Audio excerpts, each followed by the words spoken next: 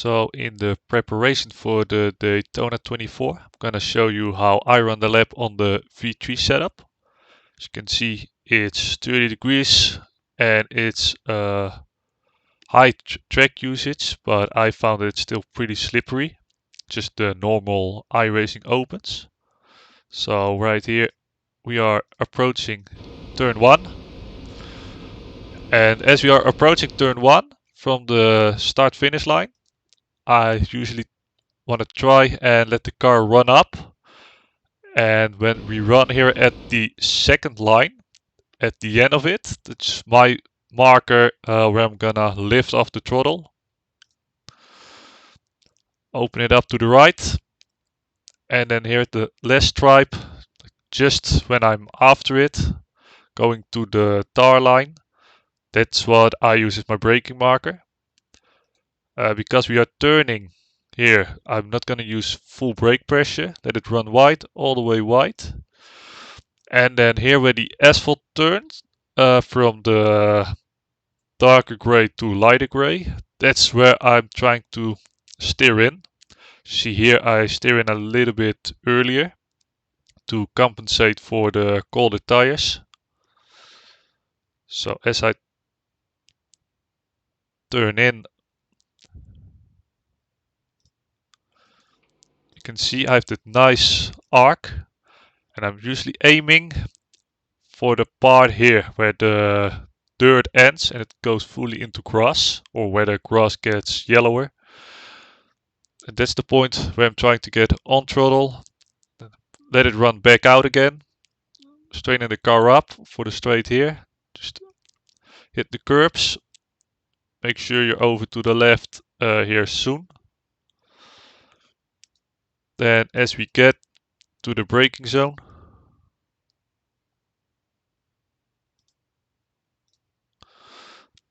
I usually try to hit the braking marker, like or here on the right, or the second to last lamppost.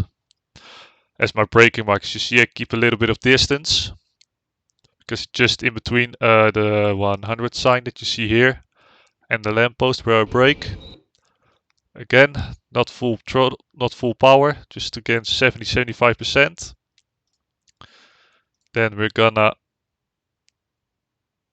aim for a little bit of a later apex.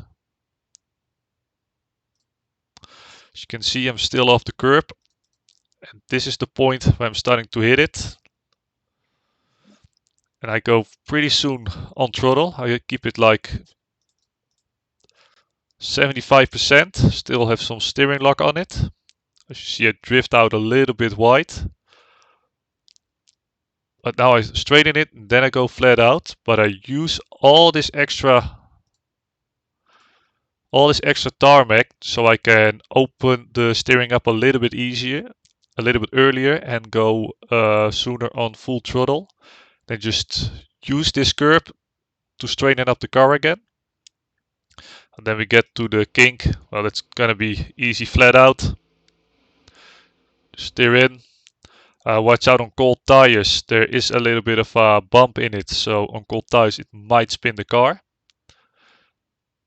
Then when we approach the next braking zone for the western horseshoe, I usually try to use this darker line as my braking marker. As you can see from the cockpit, you can see here that darker line.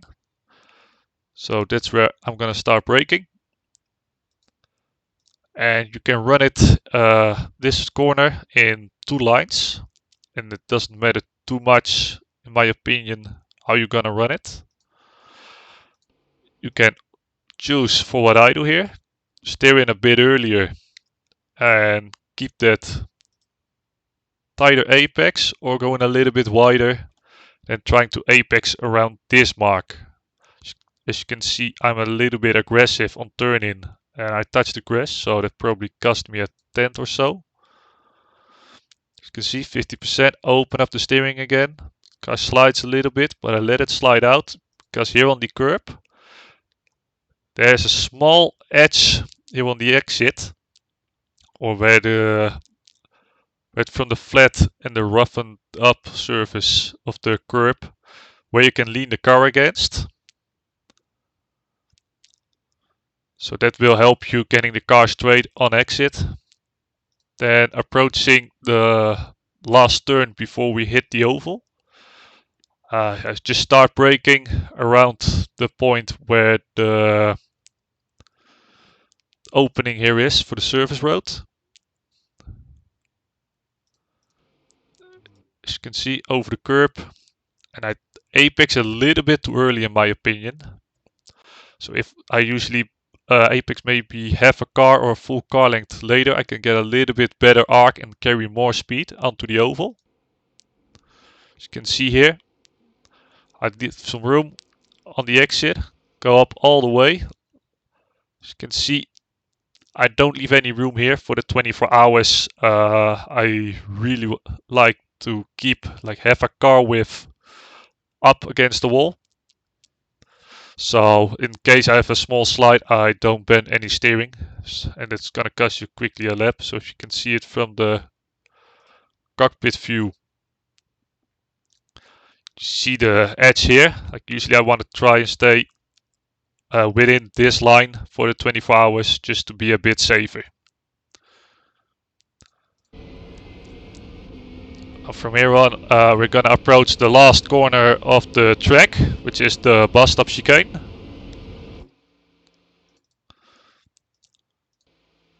So as we approach the braking zone here,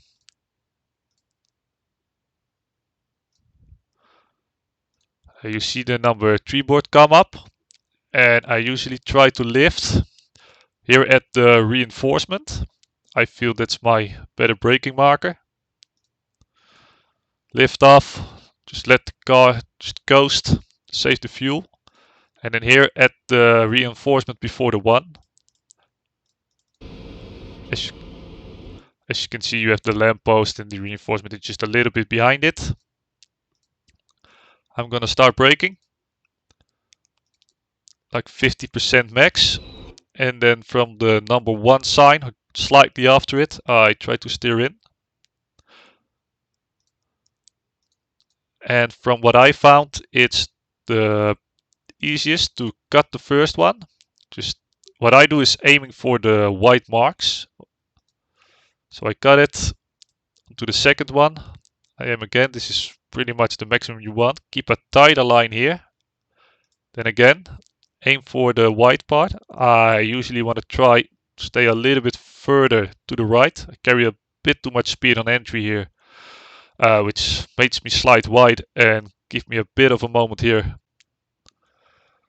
As you can see, I'm here against the grass, no off track, but that's like on the limit of where one on the limit with the tires. I usually want to stay like car width further or a tire width further to the right. So I just stay on the curb, no risks for the off tracks. Try to keep as clean as possible, because now you see how I come off the curb. The car has a pretty bad bounce in it. It will probably activate the TC or give you a small correction. And then try to carry as much speed because you get here onto the oval part. That's 1.7 kilometers to the start finish line, so it's easy to lose a couple of tenths here if you have a bad exit.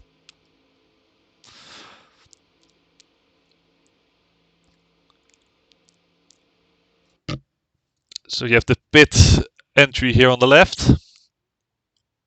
So if I come in the pits, I will try to go in from here early to the aiming here to the edge of the wall and the start of the pit lane. So I can cut all this way. That will maybe gain me a couple of tenths every time we pit. And then I use this small put this small hole in the wall, or whatever you want to call it, where it gets a little bit higher. And I use that as my braking marker. Just hit the brakes, downshift, activate the pit limiter before the line. And yeah, that's about a full lap of Daytona. As you can see, I run a 45.2. This was on a full fuel load. I used 3.33 liters this lap, so that's within the margin I want to run. And yeah, that's about how it's done.